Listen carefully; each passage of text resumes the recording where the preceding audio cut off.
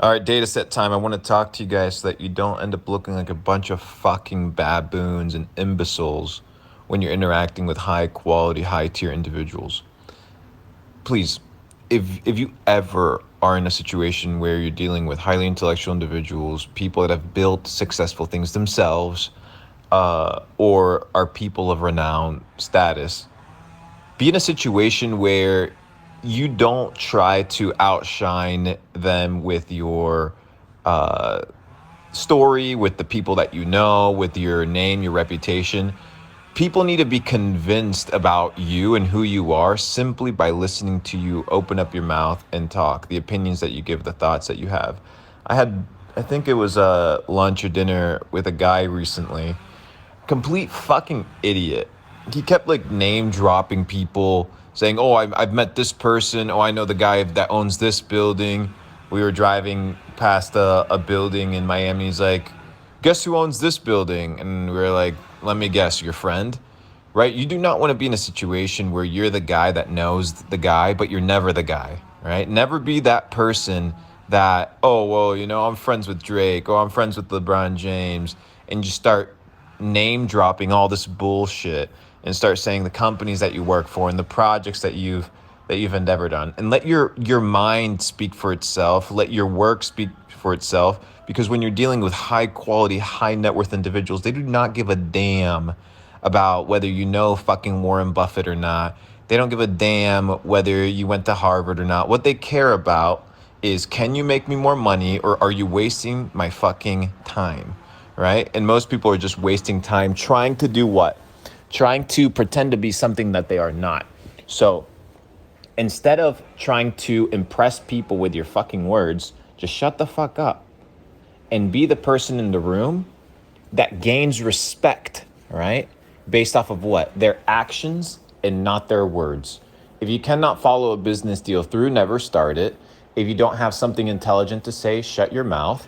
And when you get positioned in a room with intelligent people, remember one very basic principle, and it comes from the book of Proverbs in the Bible. It says, even a fool, when he keeps quiet, is considered wise. Right? So even a foolish person, even an idiot, just by being silent, is considered wise, because he's an anomaly. He is mysterious, and he does not position himself in a situation where he has to follow through on his words. Right? So when I have somebody talk big game, right, and then they can't pay for the dinner tab, and then they ask to split the dinner tab, it ends up being a joke, right? So you can't be saying you're rolling 8 figures deep and then be in a situation where you can't validate that talk. So, ladies and gentlemen, as you position yourself with high net worth individuals, high skilled individuals, don't fall for the trap of trying to impress them with your words or with your status or with things you've accomplished, but impress them with your actions. Shut the fuck up, get to work, provide them some value, and you will not only get into the room, which is what everybody teaches, but Luke Belmar brings the data set as to how to stay in the fucking room. Do you hear me? Now go to work. Oh, there it is. Dope. All right. All right, guys, we're here data setting with Hunter. You guys will find out more about him in a bit. But he bought a Tesla that has a little fucking camera up there. What's up, Hunter? What's up, bro? They're monitoring us. And you got the Model S Plaid, which goes super fast. But you told me you're conflicted about Elon. Bro, I'm very conflicted on Elon. Talk to me. Here's the thing with Elon. I think that Elon's playing a really, really smart game here. Elon, early 2000s, Elon was like the darling of like the left, right? He was electric cars, rockets, sustainable energy, solar cities, the PayPal guy. Like, dude, he was loved, right? And he won a lot of people over on that side of the aisle. I think what Elon understands, though, is that 80% of the people are in the middle, right? It's really only 10% on either side that are kind of driving the conversation. 80% of people are just like normal. They don't really care. They're kind of just like, leave me alone. Care. I need to make some money. Yeah, exactly. They'll be bothered, but after the end of the day, they'll forget. Correct. And I think what Elon did is he realized, okay, if the left loves me, let's say 80% of the left loves me, and now I got to get the right to love me. So what's he do? He goes and builds a fucking truck that he's doing right now to appeal to the truck guys. He buys Twitter to do free speech. He does the Twitter files. He's like, dropping bombs at the World Government Summit. Like, he's doing all these things. Now he did the BBC thing. Exactly. Now who's he winning over? The right. But remember, only the people that hate Elon Musk on the left are just the fringe people. Most people on the left think Elon Musk is cool and he makes good cars. Now most people on the right, they're like, Elon's great, he's free speech, we love Elon. He's created the middle ground, and that's his audience. So when you look at Elon, you look at this man that plays both fucking sides. He's won over both sides over the course of about 10 to 12 years. Like, bro, he's literally the most followed person on Twitter. Twitter is going to be his grand X plan, as we know. But he won the middle. So you got to look at that guy and you got to realize, okay, clearly whatever he's telling me to my face is not what he believes, because 5 years ago he was all the way over here. And you remember, at the end of the day, Elon's goals is a Neuralink. He wants chips in your brain.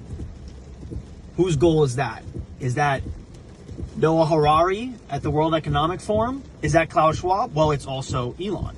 So you have to be very careful with him, because I think he's a charlatan. I think that he'll say whatever he needs to say, but he makes damn good fucking cars. And he makes good ass products. He makes good and products. And he's funny. And that's he's hilarious. And that's the conflict. And that's it. That's the conflict right there. Because logically, I'm like, I want to hate the guy, but he does so much that's so good. And that's what makes him a very, very dangerous figure in my opinion. Because he could do anything. For all you know, at one point he'd be like, fuck Neuralink, and I'm going to go do this other thing. Correct. But on the other side, you don't know, okay, is this guy just playing everybody? Because he is literally one of the most intelligent people that have ever walked the planet. Absolutely. No, I'd say he is, I mean, he's the Steve Jobs of today, right? I think that he is the guy, but like, I think on a different scale, right?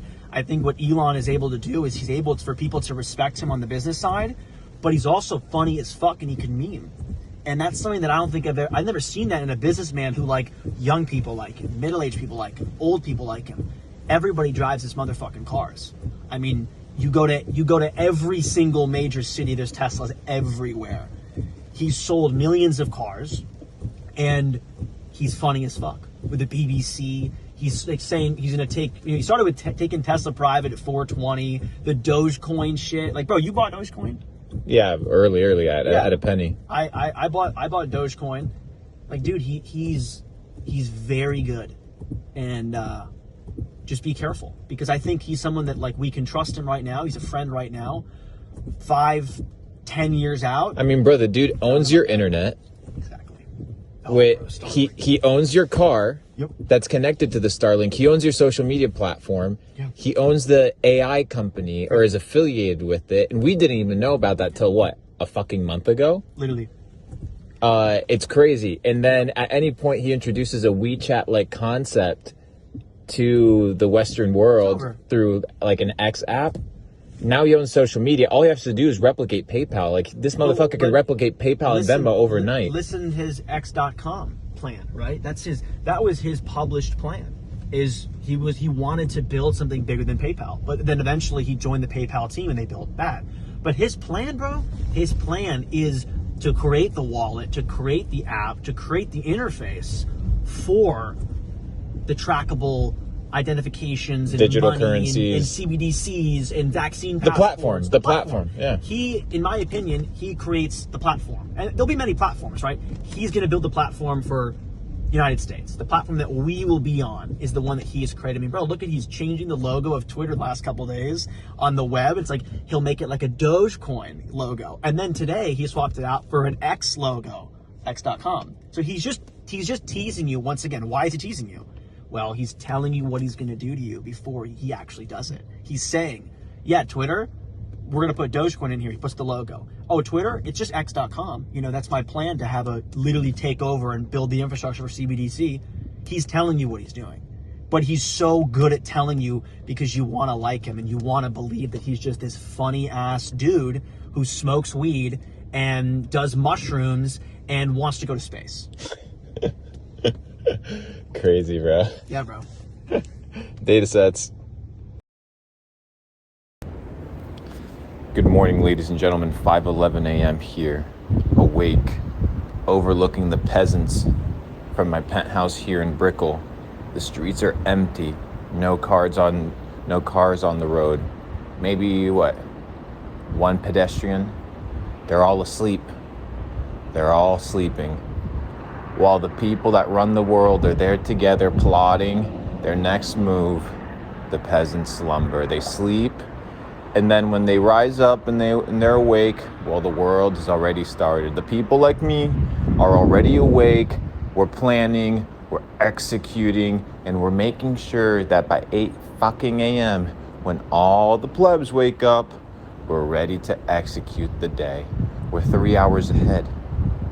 180 minutes. You can basically pull off your entire morning routine and be set up by 8 in the morning to be a fucking champion. But no, you like to jerk off and go to bed at 2 in the morning after watching Netflix and eating some fucking popcorn. You do what poor people do and want to have the life that rich people have that is not going to happen. 5:13 in the morning. The peasants sleep. It might be you as well. You might be listening to this message at 11 in the morning when you wake up. Brokey, broke of the mind, peasant, the working class. These are all describers for your behavior, okay? That's all it is. You dictate people by their what? Their actions. So if you're in bed and you don't have the desire for conquest, not the conquest of others, not the conquest of things, the conquest of self, then you don't understand what's coming. The world is imploding all around you. The financial infrastructure that you currently see is imploding. And unless you wake up and do something about it, nobody will come and save you. It's the name of the game. Wake up. Dude, no alarm clock is needed for this man. 0. Why? My understanding and my passion wakes me up, brother. So if you're not waking up eager to tackle the day, then you're not living. You're not living at all. So 5:14 in the morning, they're all asleep. It's in the edges and in the advantages that you win.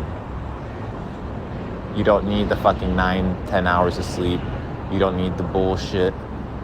You don't need the scrolling.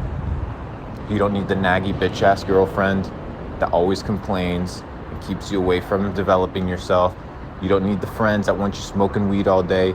And you don't need the bullshit people in your life that are ruining your ability to get to the next level.